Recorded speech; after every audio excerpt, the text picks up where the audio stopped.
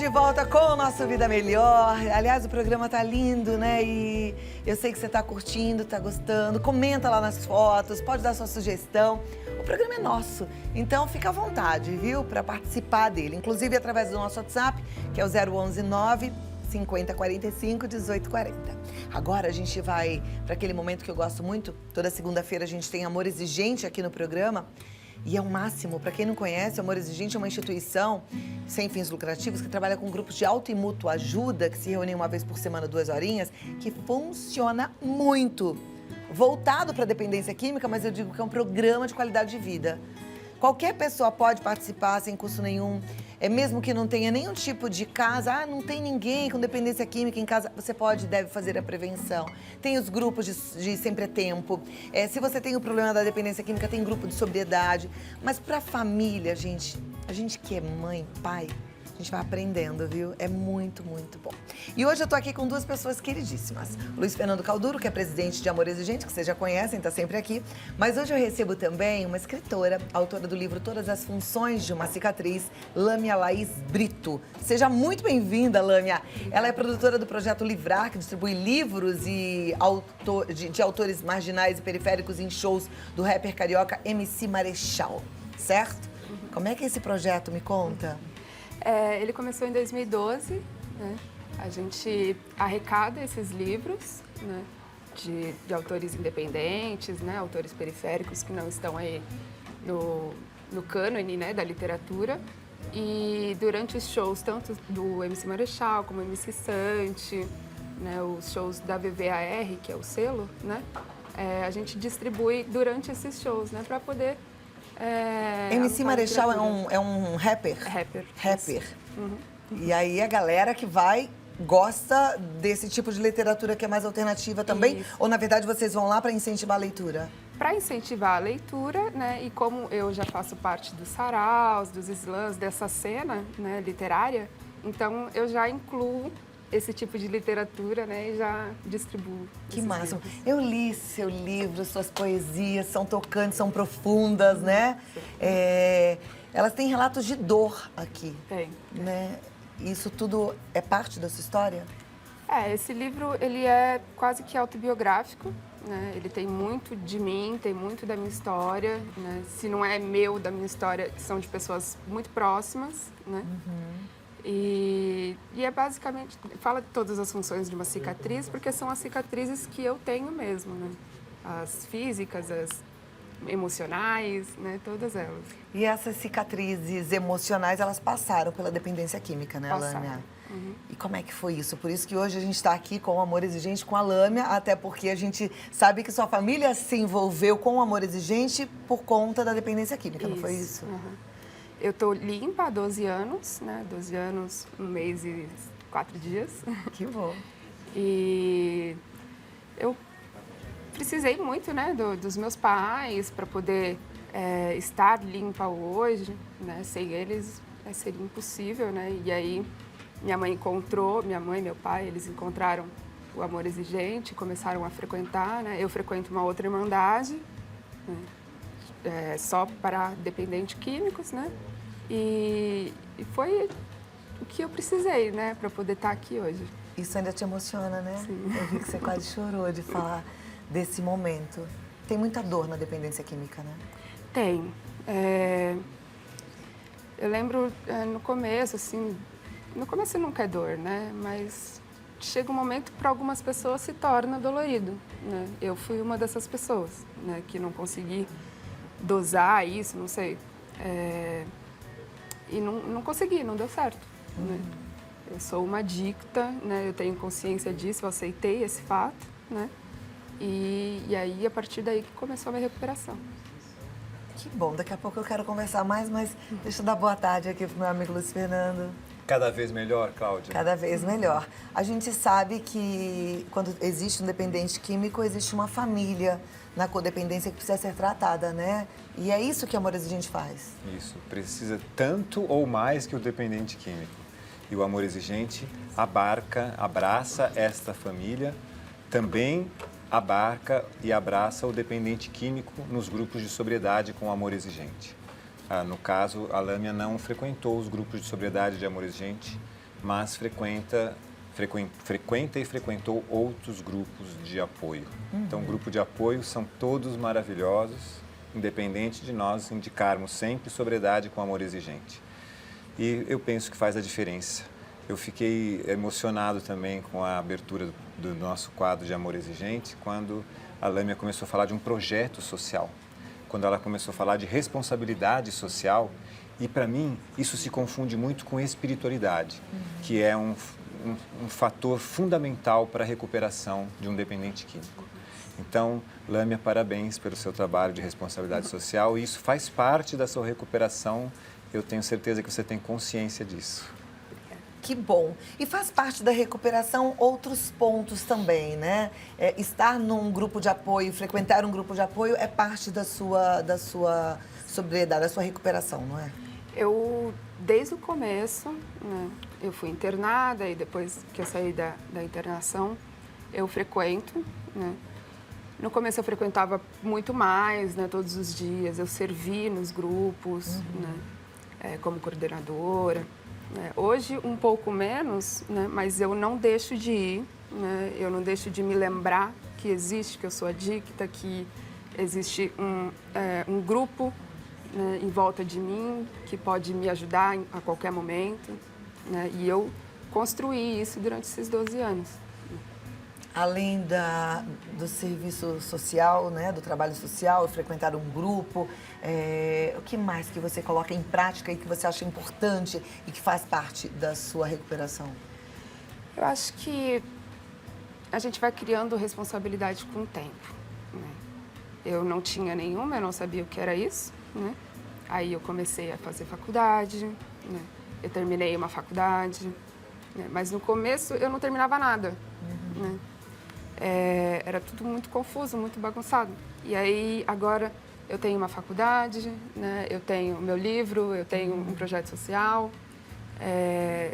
Tudo isso foi construído, né, ao longo desses anos, né, desses 12 anos, e junto com a minha família também, para poder criar esse senso de responsabilidade, esse senso de pertencimento também, né, que precisa existir, porque quando a gente usa droga, eu tô falando de mim, né, na verdade, eu não pertencia a nenhum lugar, eu não era de nenhum lugar, né? E aí eu precisei construir tudo isso para poder me sentir parte de alguma coisa. Agora, essa busca de querer fazer parte, muitas vezes, é a porta de entrada para a droga, né? Já conversei com muitos adolescentes aqui que contaram, e adultos também em recuperação, que contaram, eu comecei a cheirar cocaína porque o grupo cheirava cocaína e me falaram e eu fui. Não tive coragem de ficar fora porque eu queria estar ali com eles, ou comecei a fumar maconha por esse motivo. Isso, querer pertencer a um grupo, muitas vezes é a porta de entrada. Eu posso falar só de mim, né, Cláudia? E assim, comigo foi mais ou menos nesse sentido mesmo, né? De ver que as pessoas que estavam perto de mim usavam, né? Eu falei, bom, se eles usam, deve ser legal, né? E aí chega um momento que eu usei também, né? E aí, só que algumas dessas pessoas, aquilo ali era só uma fase, ou, sei lá, um descobrimento, alguma coisa assim. Para mim, se tornou um fundo do poço, né? É isso que diferencia os adictos dos não adictos. Uns passam, né, pela experimentação e não ficam, outros ficam, né? Agora, complicado na faculdade, porque as pessoas falam assim, entrou na faculdade, tá tudo bem. E a gente sabe que não. Na faculdade tem muita droga, né?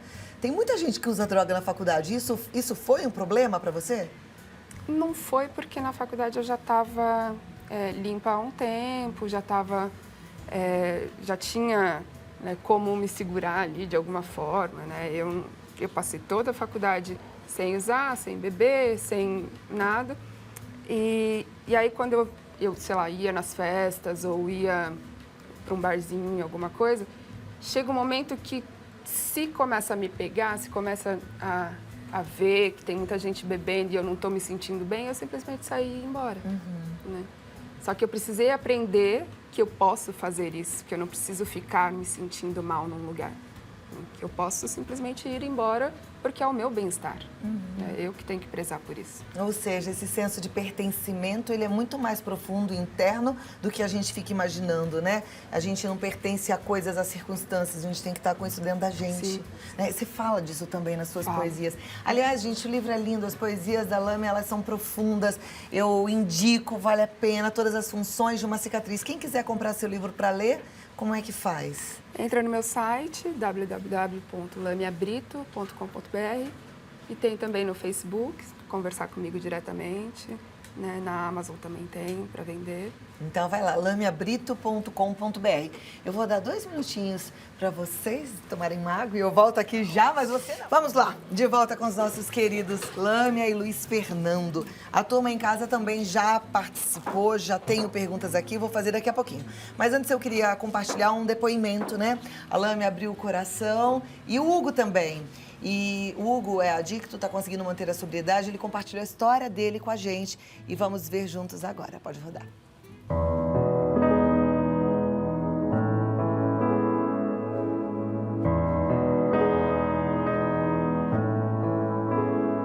A princípio eu bebia muito e usava junto a droga. Eu parei de beber e não consegui parar de usar a droga. Foi quando eu decidi me internar. Eu estou tendo uma nova oportunidade. Eu tenho uma filha de 3 anos que é um grude comigo. Eu tenho uma de 12, vai fazer 13 esse mês, que é um amor de pessoa, extremamente inteligente. E assim, eu não escondi dela, eu não escondi dos meus filhos o meu vício. Não fui agressivo e não incentivei ninguém a usar. E agora, quando parei, eu tenho visto eles de outra forma. A participação, a alegria dentro da minha casa. Ver a minha esposa alegre, tranquila. Hoje eu vejo as coisas de uma outra forma. Eu vejo um mundo de outro jeito. E é melhor do que usando a droga. É muito melhor. Mas a pessoa tem que ter foco, determinação. Ele precisa querer parar. E é difícil a pessoa tomar essa decisão. Mas uma vez tomada, eu quero parar, tem um objetivo. Eu vou parar para fazer o quê? Porque geralmente essas pessoas estão com a vida destruída. Eu confesso para você, para mim, eu tinha um objetivo. Poder viver, porque a minha saúde, vocês reparam, eu tenho esses repúdios, isso é tudo consequência de uso do tempo que eu usei a droga. Mas você tem que querer. Eu quis ver os meus filhos crescer. Eu quis... Nossa, eu tenho umas ideias, eu quero surfar. Eu trabalhei uma vida inteira. Eu trabalhei a maior parte da minha vida os finais de semana, porque no trabalho, todos os trabalhos que eu fiz, se trabalhava muito de final de semana. Então, hoje, eu tenho um objetivo, viver.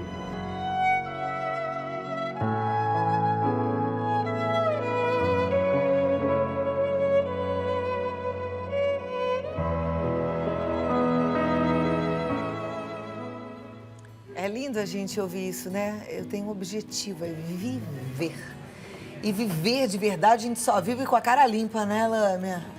Difícil viver sob efeito de qualquer droga, não é? O que te fez buscar ajuda? Eu estava sofrendo demais, né? Eu usei durante um tempo e depois eu vi que não era aquilo, né? Sempre querendo mais e sempre buscando mais, uma felicidade que não existia, que nunca existiu, né? E eu precisava de alguma coisa a mais para viver, né? E aí eu precisei procurar ajuda. Você começou a usar droga com quantos anos? Eu tinha 14. 14 anos. E a sua droga de início qual foi?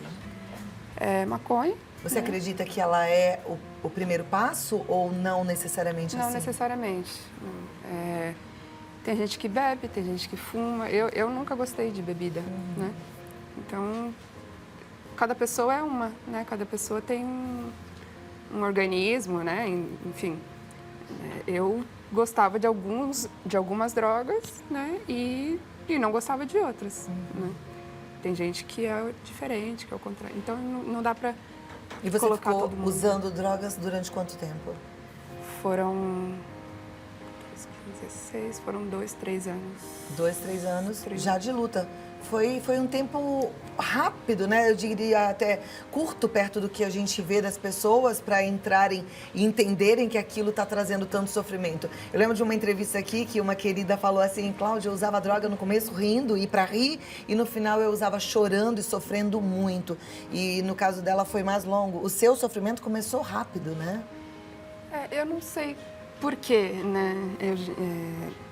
Antigamente, 10 anos atrás, 12 anos atrás, eu conheci muitas pessoas que tinham esse tempo maior de uso, né? E aí, conforme foi passando, né, uns 5 anos atrás, mais ou menos, muita gente chega, né, nos grupos que eu frequento, com esse tempo curto, né, de uso, né? Ou seja, está deteriorando muito mais rápido. E na verdade assim. eu falo isso aqui, a indústria da droga é como qualquer outra indústria, tá? A gente não pode ter ilusão. É uma indústria, eles fazem do jeito deles, pesquisa para ver a droga mais viciante, a mais impactante, a mais letal, aquela que vai segurar, que vai te amarrar e que vai trazer prejuízos maiores em curto prazo de tempo. Então a gente tem que estar muito antenado, muito atento, né? Porque eles não são bonzinhos. E a sua vida para essa indústria não vale absolutamente nada. E pode ter certeza que vem coisa nova aí, por isso que a gente tem que estar sempre atento. E tudo meio que misturado com coisa que parece inofensiva, né? Eu vou voltar aqui já já. Eu tenho perguntas e considerações. Aliás, deixa eu ler uma das considerações, que é uma graça. E isso tudo também dá incentivo e ânimo pra gente, né? A Sandra Lima, ela fala que o Amor Exigente precisa de divulgação. E ela conta que tem um grupo que ela frequenta lá em Assis, São Paulo. Obrigada, Sandra, um beijo para você e para todo o seu grupo, tá bom? A Andressa de Aricanduva, em Minas Gerais, diz que tá ligadinha, sempre muito importante falar sobre dependência química. A gente volta e tem as perguntas que daqui a pouquinho eu faço para vocês. Obrigada. Agora vamos voltar, né? E aí a gente já tem algumas perguntas aqui para os nossos convidados especiais. Antes eu fiquei com uma dúvida, você falou que o seu projeto, que envolve a distribuição dos livros, tem sarau também? Não, eu Não. frequento saraus. Ainda existem os saraus aqui em São Sim, Paulo? muitos. Que delícia! Como é que é? Onde que tem? Tem em São Paulo inteiro, e na verdade tem no Brasil inteiro. Olha né? lá, e a gente aqui dormindo no ponto, ao invés de estar num sarau, aí tem poesia, tem música, tudo junto? Poesia, música, performance, ilustrações, tudo. Então a turma pode falar com a Lâmia, porque ela vai dando as dicas de onde é que tem sarau. Sim, claro. Né? Você deve saber um monte. Sim, sim. Legal, hein? lamiabrito.com.br ou então no Face Lâmia Brito, tá? Aí você fala com essa querida que tá aqui com a gente. Luiz Fernando, você já foi a um sarau? Eu vou toda semana num grupo de Amor Exigente. Lá nós temos sarau também. É? Qual grupo que é esse? Nós temos uma palestrinha bárbara de 20 minutos, falando de princípios básicos, de princípios éticos. Há alguns até que cantam durante a apresentação. Gente, eu não vi essa de cantar, preciso, não posso faltar um dia. Não pode, Então, mas a gente deu uma boa ideia, né? Os grupos de amores, a gente poderiam colocar uma musiquinha de vez em quando, olha que delícia. Deixa eu fazer a primeira pergunta aqui, é a Patrícia, tá? Ela tem um filho de 15 anos que tá usando maconha e ela diz, peço para ele me falar. E ele fala, mãe, a maconha não é droga. Eu não sei como ajudar. Eu gostaria de saber se tem grupos de amor exigente no Guarujá. Porque eu preciso muito de ajuda para poder ajudar o meu filho. Desde já agradeço. Então, a primeira pergunta eu vou fazer para você, Lâmia, em relação à maconha. Maconha é droga? Pra mim, a maconha é droga. Mas tem gente que não acha que é droga. E não importa, na verdade, se é droga ou se não é droga. O que importa é o que está acontecendo com a pessoa. Se ela está usando e está fazendo mal, é porque não é uma coisa boa. Né? Se está usando e está fazendo bem, talvez continue fazendo bem, talvez continue fazendo mal. Vá fazer mal em algum momento. Agora, a gente tem estudos científicos que comprovam que a maconha, principalmente no jovem adolescente, no caso do filho dessa telespectadora de 15 anos, causa efeito ruim, né? Ela perde capacidade cognitiva, ambição, Isso mesmo, inteligência. deixa a pessoa motivacionada. Pode ser, como a Lâmia disse, que não faça mal imediatamente. Aliás, a maioria das drogas, principalmente o álcool, demora um bom tempo para fazer mal.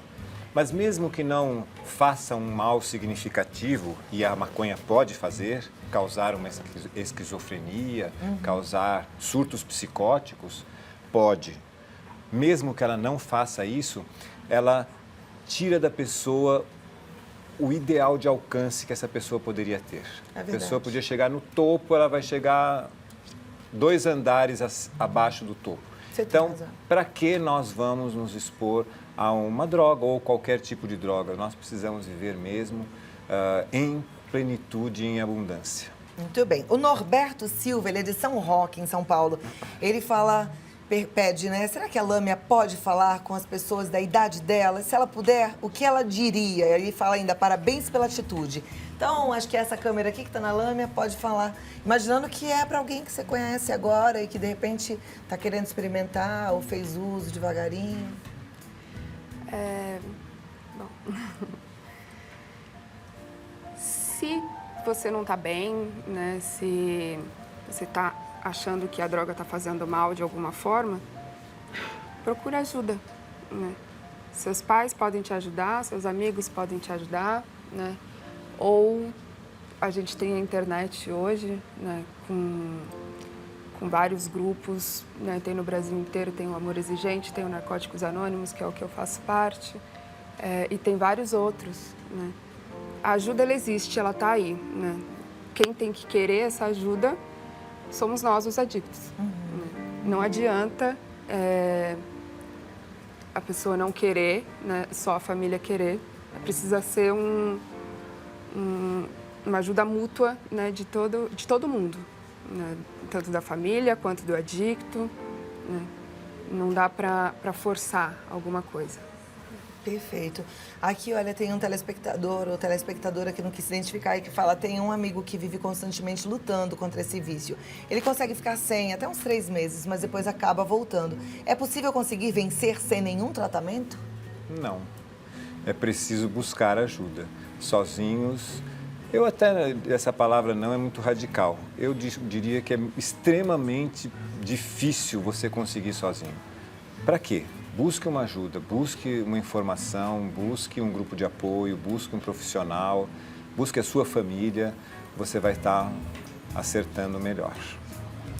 Ok, e eu quero agradecer a presença de vocês, vou repetir o contato mais uma vez, é lamiabrito.com.br, do Amor Exigente, amorexigente.org.br, mas ainda, neste assunto, eu quero terminar com um depoimento de uma telespectadora. Ela diz, meu nome é Dayana e eu tive um pai alcoólatra. A vida toda ele bebeu e há 3 anos ele parou de beber. O melhor e o pior dessa história é que depois dessa mudança, por conta própria, ele foi o pai que eu nunca tive. O melhor pai. Só que ele morreu ano passado. Infelizmente, perdeu uma grande parte da vida que poderia ter sido vivida. E as drogas fazem isso. Eu vi e vivi isso tudo de perto. Elas transformam as pessoas. Obrigada pela oportunidade. A gente é que agradece, Dayana, por abrir seu coração. Deus te abençoe, força, fé e alegria. E que o Espírito Santo possa te confortar dia após dia, tá bom? Muito obrigada, queridos. Muito obrigado, Cláudia. Começando o mês de dezembro, o mês do amor no Amor Exigente, o mês da paz no Amor Exigente. Amor e paz são as 2 palavras-chave dos princípios básicos e éticos. Não fique sozinho. Busque um grupo de apoio. Lá, no mínimo, você vai ser muito bem acolhido e receber um abraço diferenciado. Joia. E aqui, olha, todas as funções de uma cicatriz, o livro da Lâmia Brito, ela tá deixando um que pode ser seu. Manda pra gente. Hoje eu quero que você mande uma frase. Você que gosta de ler, provavelmente você gosta aí de alguma frase, tem um escritor, um pensamento que tá aí no seu coração. Manda pra gente. A gente vai escolher uma frase, compartilhar aqui e você pode ganhar o livro. Obrigada, gente. E até a próxima. Força, fé e alegria. Tá bom?